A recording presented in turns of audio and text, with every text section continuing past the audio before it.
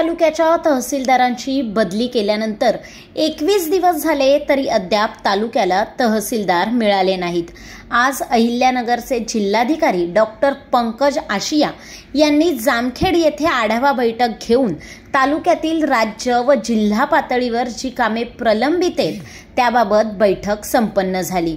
तसेच काही दिवसांपासून जामखेड तालुक्यात सातत्याने पडत असलेल्या पावसामुळे शेती पिकांचे मोठे नुकसान झाले असून त्याचे तातडीने पंचनामे करावेत। तसेच लवकरच सुरू होत असलेल्या गणेशोत्सव व येणारे सर्व सण उत्सव निमित्ताने कायदा व सुव्यवस्था अबाधित राहण्यासाठी योग्य त्या उपाययोजना कराव्यात असे आदेश जामखेड पोलीस स्टेशनचे पोलीस निरीक्षक दशरथ चौधरी व खर्डा पोलीस स्टेशनचे सहाय्यक पोलीस निरीक्षक उज्ज्वल सिंह राजपूत यांना दिले।